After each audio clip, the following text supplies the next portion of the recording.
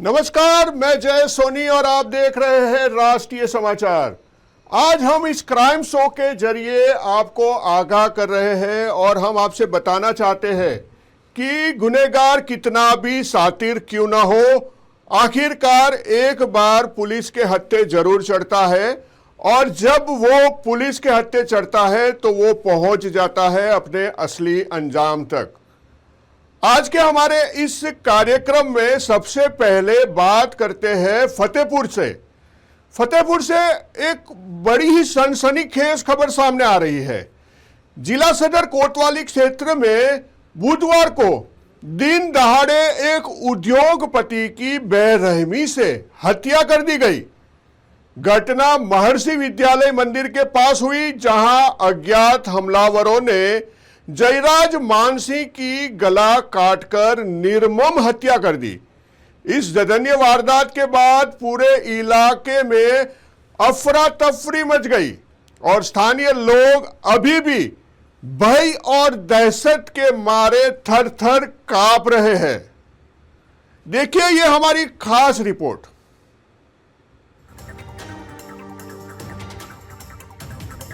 घटना की सूचना मिलते ही पुलिस महकमे में हड़कंप मच गया। पुलिस अधीक्षक तत्काल भारी पुलिस बल के साथ मौके पर पहुंची और पूरे घटनाक्रम की गहन जांच शुरू कर दी। फॉरेंसिक टीम को भी घटनास्थल पर बुलाया गया, जिसने साक्ष्य संकलन कर जांच को आगे बढ़ाया। पुलिस ने आसपास के इलाकों को घेराबंदी कर लिया और लोगों से पूछताछ की जा रही है। घटनास्थल पर पहुंचे मृतक के परिजनों का गुस्सा भी फूट पड़ा।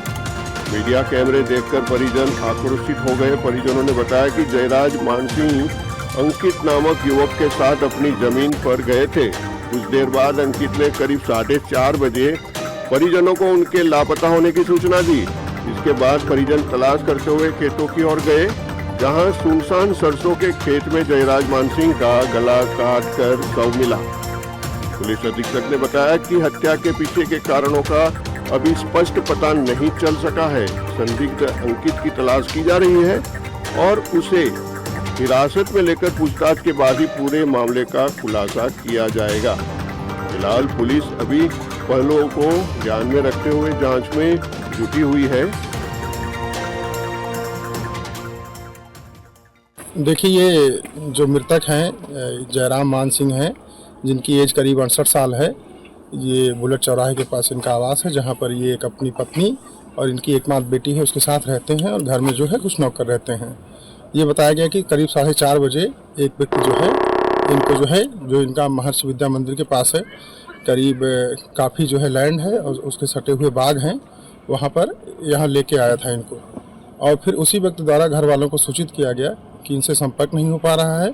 जब घर वाले और बाकी लोग यहाँ पर आए तो यहाँ पे इनको जो है मृत अवस्था में गले पे इनको जो है कटे का निशान है, ये पाया गया। बॉडी को पोस्टमार्टम के लिए भेजा जा रहा है। तहरीर प्राप्त करके जो है विवेचना के अनावरण के लिए प्रयास किया जा रहा है। हत्या का कारण क्या समझ में आ रहा है? क्या लैंड को लेकर के तो नहीं कि देखिए, अभी बहुत जल्दी होगा कुछ कहना। अभी शुरुआती स्टेज है, विवेचना प्रक्रिया है। जो भी तत्समन्वय निकल के आएंगे वो आपको अवगत कराया जाएगा। इसके फतेहपुर जिले के सदर कोतवाली क्षेत्र के महर्षि कॉलोनी के पास जहां एक खेत में जयराज मानसिंह की धारदार हथियार से गला काट करके निर्ममता से हत्या कर दी गई। इस हत्या के बाद से जहां इलाके में सनसनी फैली रही, तो वहीं एसपी सहित पुलिस फोर्स यहां मौके पे पहुंच करके घटनास्थल का निरीक्षण किया। बताया जा रहा है कि हत्या कहीं न कहीं पे लैंड को लेकर के की गई, क्योंकि बताया जा रहा है कि जयराज मानसिंह के पास लगभग यहाँ पर 40 से 50 बीघे के आसपास जमीन है और इस जमीन पर आज उनकी जिस तरीके से हत्या की गई, तो वहीं बताया जा रहा है कि जयराज मानसिंह एडवोकेट हैं और वह अपनी फैमिली के साथ सदर कोतवाली क्षेत्र के बुलेट चौराहे स्थित रह रहे थे और उनकी हत्या किन कारणों से की गई अभी तक स्पष्ट नहीं हो पा रहा है। बताया जा रहा है कि एक शख्स जो कि उसके साथ था और उनके साथ वो घर से आया हुआ था और उसी ने उनके पारिवारिक जनों को इस घटना की सूचना दी। एसपी का कहना है कि शीघ्र ही इस घटना का अनावरण किया जाएगा और इस घटना में जो भी लोग सम्मिलित हैं उन लोगों को पकड़ करके सलाखों के पीछे भेजा जाएगा। हालांकि पुलिस फोर्स ने शव को कब्जे में लेकर पोस्टमार्टम के लिए भेज दिया है।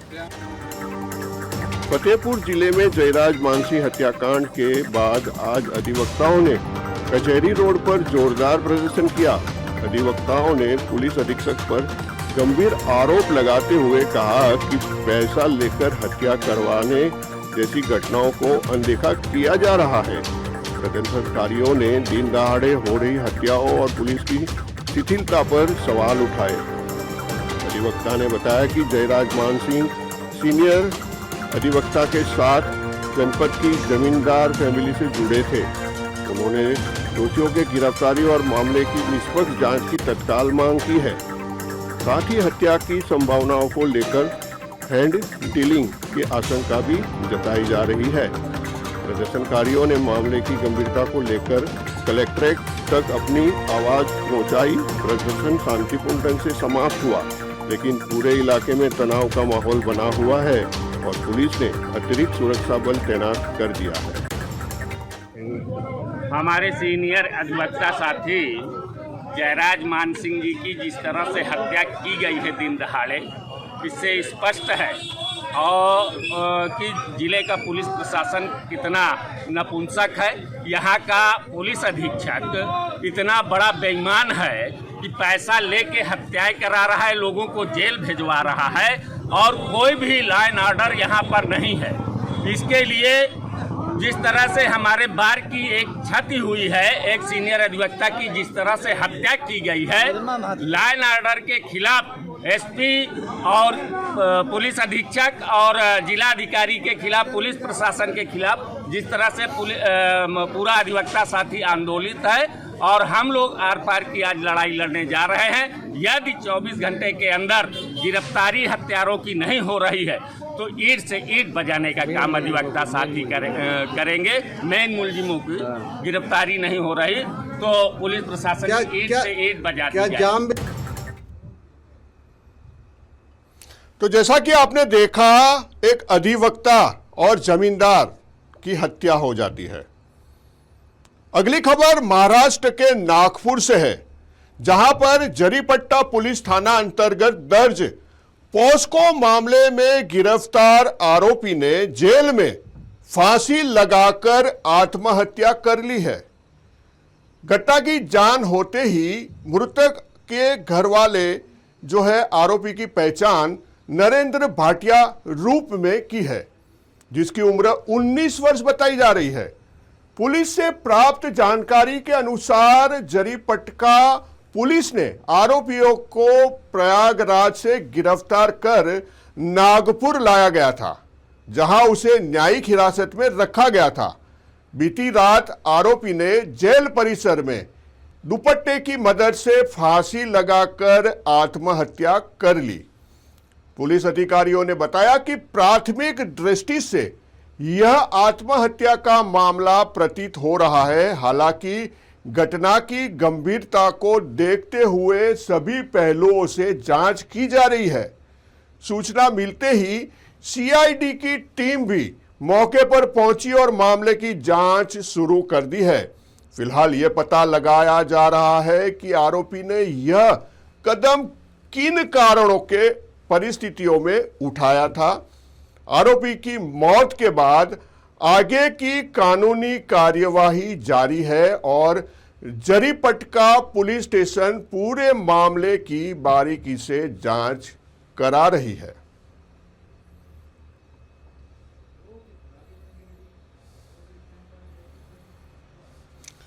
अब अगला मामला लेते हैं बिहार से, जहां पर बिहार में लगातार हो रही आपराधिक घटनाओं के बाद अब यह सवाल उठने लगा है कि नीतीश कुमार का सुशासन और कानून का राज कहीं सिर्फ कहने के लिए तो नहीं रह गया है।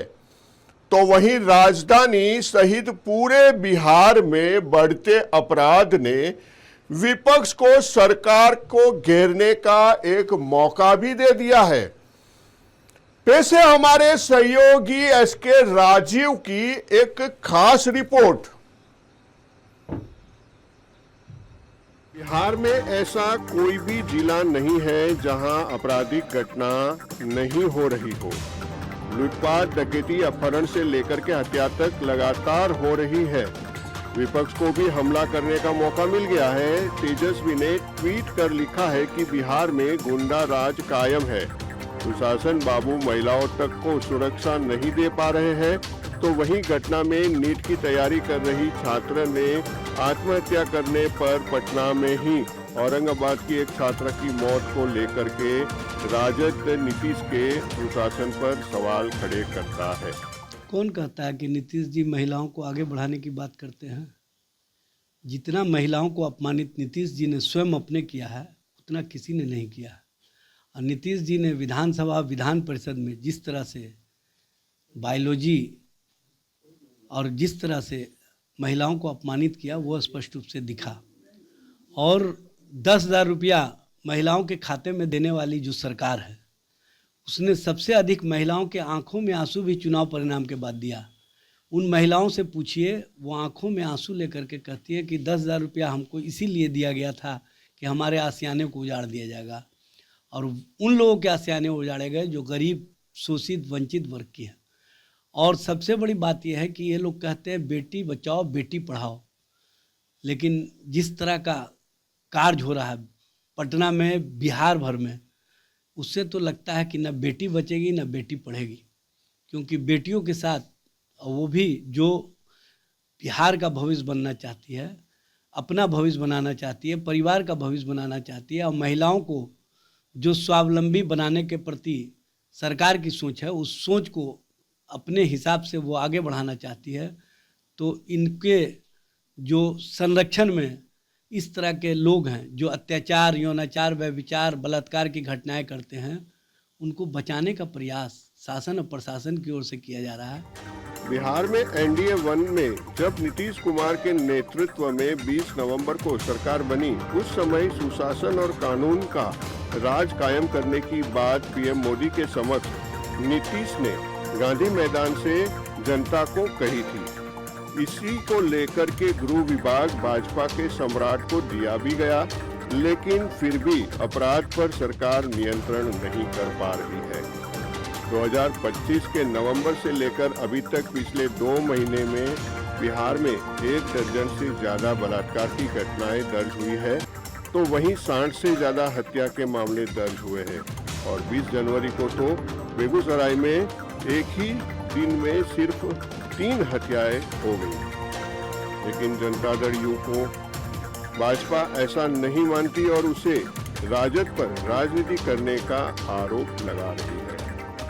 कि यह बहुत दुखद घटना है और जिन अपराध कर्मियों द्वारा या जिन अपराधियों द्वारा इस प्रकार के कारनामे किए गए हैं, इस प्रकार के दुस्साहस करने का काम किया गया है, हमारी पुलिस SIT गठन करके निश्चित रूप से हर एक बिंदुओं को जांच करने का काम कर रही है।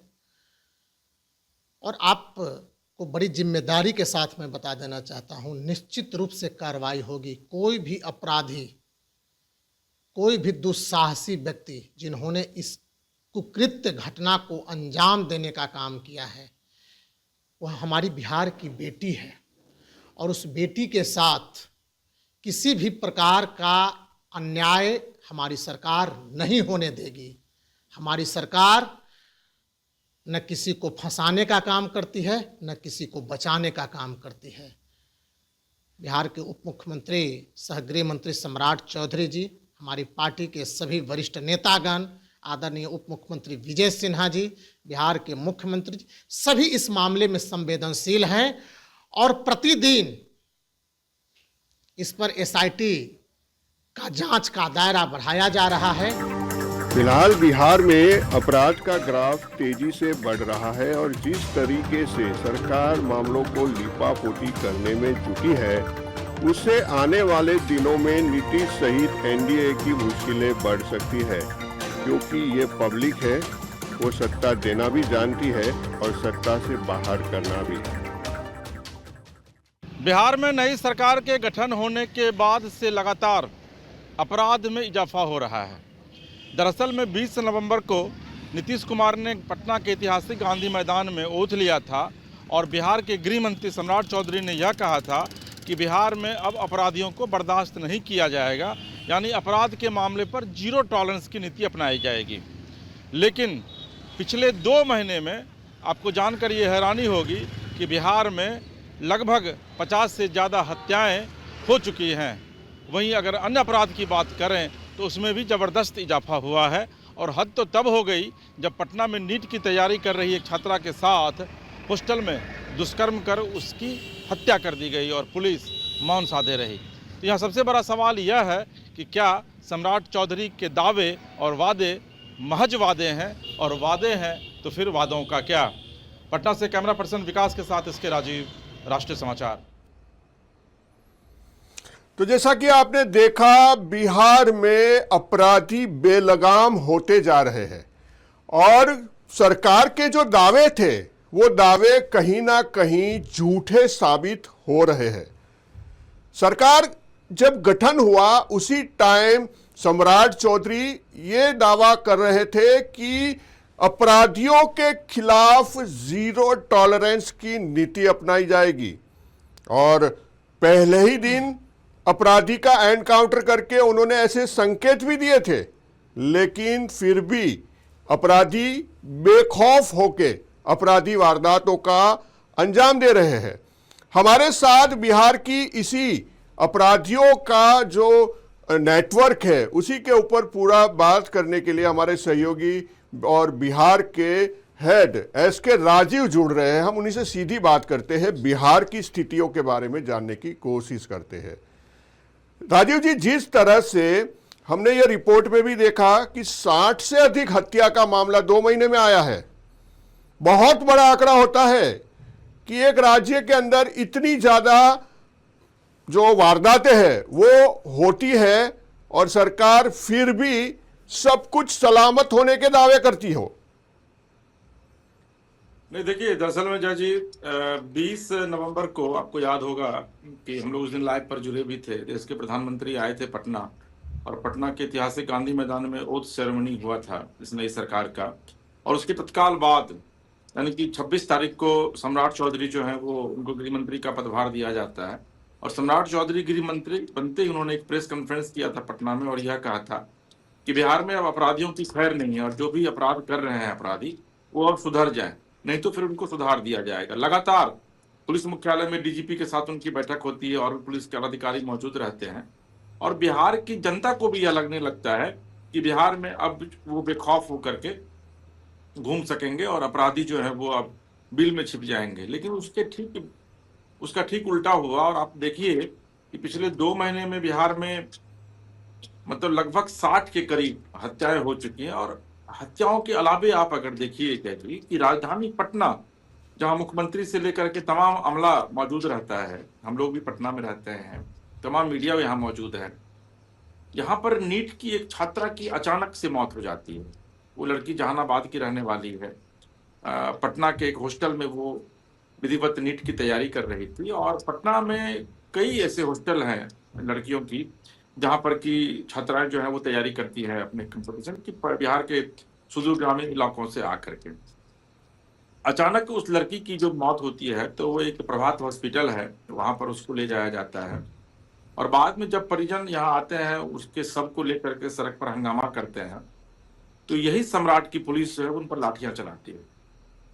बाद में जब इस पूरे मामले पर विपक्ष जब खड़ा होता है, मुखर होकर के सामने आता है, पटना की सड़कों पर प्रदर्शन करता है, उसके बाद जाकर के फिर सम्राट चौधरी इस पूरे मामले को लेकर के एक एसआईटी बनाते हैं, और एसआईटी की टीम को इसकी जांच का जिम्मा दिया जाता है।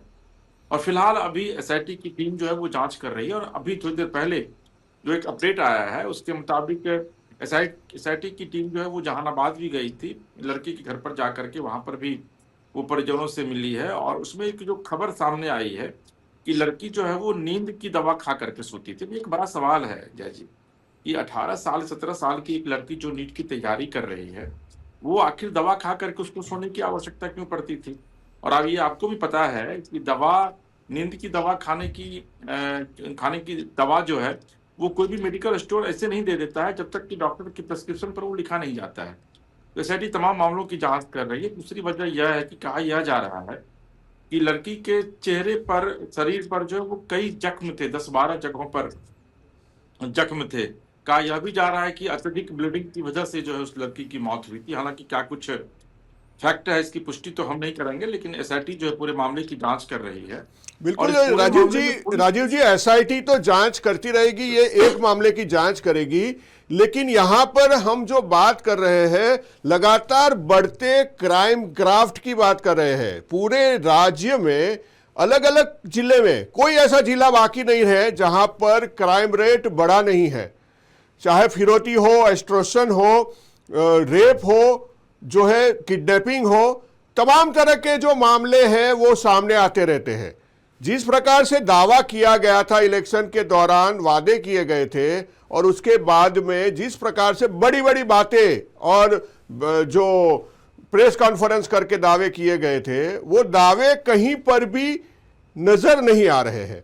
बात मैं उस चीज की कर रहा हूं कि नीतीश सरकार जिस भरोसे पर, लोगों ने जिस भरोसा करके उसको वोट दिया है, सुरक्षा का वादा, वो पूरा होगा, लोगों को सुरक्षा मिलेगी, या फिर पहले जैसे ही हालात आगे भी बने रहेंगे, बात वो मैं करना चाहता हूं। देखिए जज, मैं आपको याद दिलाऊं कि 2005 में जब पहली बार बिहार के मुख्यमंत्री बने थे नीतीश कुमार, तो उनकी जो यूएसपी थी 2005 से 10 के दौरान, वो लॉ एंड ऑर्डर की थी। और यही वजह है कि 2010 में एनडीए सरकार को बिहार में प्रचंड जनादेश मिला था, और 243 में से 210 सीट विधिवत एनडीए सरकार जो है वो जीती थी, एनडीए जीती थी। लेकिन देख लीजिए, धीरे धीरे जैसे जैसे नीतीश सरकार का टेन्योर बढ़ता गया, सेकेंड, थर्ड, फोर्थ, आपको ये पता होगा कि नीतीश कुमार 9वीं बार उन्होंने ओथ भी लिया है, उसके बाद क्राइम का रेशियो फिर बढ़ता गया। और देखिए, ये वही बिहार था जब 1990 से लेकर के 2005 के बीच में जब लालू प्रसाद की सरकार हुआ करती थी, तो लोग अपने घरों से बाहर नहीं निकलते थे। अब वही विपक्ष नीतीश कुमार पर एक सवाल खड़े कर रहा है, एनडीए सरकार पर सवाल खड़े कर रहा है कि भाई आप तो लालू प्रसाद यादव के शासनकाल की दुहाई दे करके लगातार सत्ता में आते रहे हैं, लेकिन जब अब आपका सुशासन कहाँ है? हालांकि इन सबके बीच सम्राट चौधरी ने बयान दिया था आज से 4 दिन पहले, और यह कहा था कि उनकी सरकार जो है वो लगातार काम कर रही है, पुलिस जो है वो लगातार काम कर रही है, पुलिस विभाग में भी व्यापक पैमाने पर फेरबदल किए गए हैं ताकि लॉ एंड ऑर्डर की स्थिति को सुधारा जाए। लेकिन मैं आपको बताऊं कि 20 तारीख को, आज से 3 दिन पहले जो है, 2 दिन पहले, बेगूसराय में एक ही दिन में 3 व्यक्ति की हत्या कर दी जाती है। इतना ही नहीं, एक जो गांव का जो डॉक्टर था उसकी भी हत्या कर दी जाती है। किडनैपिंग फॉर रैंसम की स्थिति बिहार में बनी हुई है। तो कहीं ना कहीं से सरकार के ऊपर एक बड़ी जिम्मेदारी है। और चूंकि मुख्यमंत्री के विषय में पता है आपको, मुख्यमंत्री अब मीडिया से बात नहीं करते, उनको बात करने नहीं दिया जाता है मीडिया से, तो सम्राट चौधरी पूरी तरीके से बागडोर संभाले हुए हैं। और सम्राट कह रहे हैं कि भाई गुंडों को उसी की भाषा में जवाब दिया जा रहा है। आज भी लॉरेंस डिस्ने गैंग के एक अपराधी को विधिवत पुलिस ने इनकाउंटर किया है, लेकिन क्या इस इनकाउंटर करने के बाद अपराध का ग्राफ घटेगा? ये एक बड़ा सवाल है, क्योंकि बिहार में लगातार जो सत्ता पक्ष के भी विधायक है, सत्ता पक्ष के भी कई नेता हैं, बड़े नेता, वो कह रहे हैं कि भाई यूपी मॉडल जो है वो बिहार में लागू किया जाए, और जब तक वो लागू नहीं किया जाएगा तब तक बिहार में अपराध का ग्राफ इसी तरीके से बढ़ता रहेगा। और अगर अपराध का ग्राफ बढ़ता रहेगा तो फिर निश्चित तौर पर नीतीश कुमार की काफी किरकिरी होगी, बीजेपी की काफी किरकिरी होगी। हालांकि इन सबके बीच सरकार अपनी तरफ से लगातार ये दावे कर रही है, पुलिस मुख्यालय लगातार यह दावा कर रहा है कि बिहार में अपराधियों को किसी भी कीमत पे बख्शा नहीं जाएगा। और पुलिस मुख्यालय की तरफ से मैं आपको और एक जानकारी दूं कि कल ही विधिवत एक लिस्ट निकाली गई है जिसमें कि बिहार के लगभग 25 मोस्ट वांटेड अपराधियों की सूची जारी की गई है, जिसमें कि जिसके ऊपर विधिवत सरकार की तरफ से 25,000 से लेकर के 2 लाख रुपए तक का इनाम भी रखा गया है कि भाई इनको जो पकड़ करके या फिर इनके विषय में जो बताएगा उनको सरकार जो है वो इनाम देगी। तो पुलिस अपने स्तर से कोशिश कर रही है, लेकिन जो सबसे बड़ा सवाल है जयजी, जो भी आप अपने शो में बता भी रहे थे, कि बिहार की बेटियां आखिर कैसे सुरक्षित रहेंगे। पटना के हॉस्टल में जो एक काला खेल खेला जा रहा है कुछ गैंग के द्वारा, यहाँ पर अफीम की बिक्री की जा रही है, पटना के गर्ल्स हॉस्टल में चरस की बिक्री की जा रही है, और जो वहाँ की लड़कियां हैं वो उसकी एडिक्टेड हो रही है, उसकी वो आदी हो रही है। आखिर इसको कैसे रोका जाएगा? ये एक बड़ा सवाल जो है वो सरकार पर भी है और उन लोगों पर भी है, उन परिवारों पर भी है जो परिवार किसी भी तरीके से बहुत मशक्कत करके अपने बच्चों को पटना, बिहार की राजधानी भेजता है पढ़ने के लिए, इस आशा में कि उसकी बेटी जो है वो डॉक्टर बनेगी, उसका बेटा जो है वो डॉक्टर बनेगा। लेकिन यहाँ आने के बाद वो नशा खुरानी गिरोह के सदस्य हो जाते हैं, यहाँ आने के बाद वो गलत कुकर्म करने लगते हैं, और जिसका खामियाजा जो है वो उनके परिवार को भुगतना पड़ता है। बिल्कुल जी राजीव जी, जिस तरह से ये आखिरी सवाल है, जिस तरह से चुनाव के दौरान जो वादे किए गए थे, मैंने पहले भी पूछा आपसे, पड़ोसी राज्य जहां पर योगी की सरकार है और वहां पर सही मायने में जीरो टॉलरेंस की नीति अपनाई गई है, और ऐसे ही नीति का जो है अनुभव बिहार की जनता भी करना चाहती है। लेकिन बिहार में ऐसा नहीं होता है, खाली बातें होती है, लेकिन प्रशासनिक लोगों को ये छूट नहीं है कि वो इस प्रकार की कार्रवाई करे। दूसरी बात, कई नेता आपराधिक वारदातों के अंदर शामिल है, कई अधिकारी जो है आपराधिक गतिविधियों में शामिल है। अगर खुद नेता और अधिकारी आपराधिक गतिविधियों में शामिल रहेंगे, वो कैसे अपराधियों पर नकेल कसेंगे? ये एक सबसे बड़ा सवाल है। और जब तक आत्मविश्वास नहीं जन्मेगा, किस तरह से जो जनता चाहती है वैसा सुशासन बाबू दे पाएंगे? नहीं, देखिए जय जी, निश्चित तौर पर जो आपकी चिंता है वह जायज है, लेकिन मैं आपको बताऊं कि बिहार में जो पुलिस बलों की जो संख्या है, जो पुलिस बल का जो आंकड़ा है, वो आज भी एवरेज है। हालांकि नीतीश कुमार ने बहुत कोशिश की है। आपको पता होगा कि 30% जो महिलाएं हैं वो बिहार में पुलिस में जो है उनकी बहालियां हुई हैं। बड़े स्तर पर दरोगा की भी बहालियां की जा रही हैं ताकि जो क्राइम का जो एक ग्राफ बढ़ा है पिछले कुछ दिनों में, उसको रोका जा सके। लेकिन एक बड़ा सवाल यह भी है जय जी, जो मैं आपके माध्यम से सरकार से पूछना चाह रहा हूं कि आप देखेंगे कि आज भी मैं देख रहा था कि बिहार के कई नेताओं को, थोड़ी देर पहले मैंने ब्रेक भी कराया है अपने चैनल पर, कि Z+ सिक्योरिटी दी गई है। मुझे ये कहीं से भी समझ नहीं आ रहा है कि नेताओं को Z+ सिक्योरिटी की आवश्यकता क्या है। बेचारी जनता जो है वो पुलिस के अभाव में, सुरक्षा के अभाव में मारी जा रही है। अपराधी उनको सरेआम लूट रहे हैं, बैंक लूटे जा रहे हैं। अभी देखिए कि बिहार में बैंक की लूट में भी काफी इजाफा हुआ है, और इसके बाद आप वहां पर सुरक्षा की मुकम्मल व्यवस्था नहीं करवा करके और आप नेताओं की सुरक्षा में इजाफा कर रहे हैं। तो ये एक बड़ा सवाल है जो जनता पूछ रही है, और हम भी सरकार से जो है राष्ट्रीय समाचार के माध्यम से सवाल को पूछ रहे हैं, सरकार के सामने रख रहे हैं, क्योंकि एक बड़ा सवाल है। देखिए 112 डायल कर देने पर पुलिस तुरंत आ जाएगी, ये सिर्फ कहने के लिए है। आज भी आप राजधानी पटना में 112 डायल कीजिए, पुलिस तुरंत नहीं आएगी आपके पास। मुझे याद है कि आज से कुछ दिन पहले जब मैं बेतिया गया हुआ था तो वहाँ के DIG के पास मैं बैठा था, और उन्होंने DIG साहब से जब मेरी बातचीत हुई थी इस पूरे मामले पर, तो DIG ने कहा कि नहीं 112 बहुत अच्छा काम कर रहा है, और देखिए मैं अभी तुरंत आपको दिखाता हूँ। उन्होंने अपने नंबर से कॉल किया और वाकई में वहां पर पुलिस आ भी गई थी, लेकिन वो DIG का नंबर था। एक कॉमन मैन अगर कॉल करता है तो पुलिस नहीं पहुंचती है।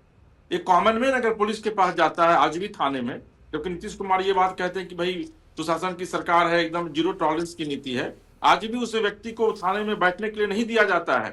आज भी प्रॉपर तरीके से FIR नहीं लॉन्च करवाया जाता है, पुलिस भगा देती है वहां से अगर वो कमजोर व्यक्ति है। तो देखिए जब तक सरकार और सिस्टम पूरे तरीके से चुस्त दुरुस्त नहीं होगी, और अभी आप जिस तरीके से कह रहे थे कि पड़ोसी राज्य की बात, तो पड़ोसी राज्य में मुख्यमंत्री योगी आदित्यनाथ खुद हर एक चीज की मॉनिटर करते हैं। वो उनके पास एक पूरा मॉनिटर सेल है जो उनको रिपोर्ट करता है, और यही वजह है कि आज बिहार में, मैं ये नहीं कह सकता हूं कि उत्तर प्रदेश में क्राइम फ्री है, लेकिन इतना तय है कि उत्तर प्रदेश में अन्य राज्यों की तुलना में क्राइम कम हो रहा है। और अगर आप बिहार की बात करें तो बिहार तो एकदम पड़ोसी राज्य है।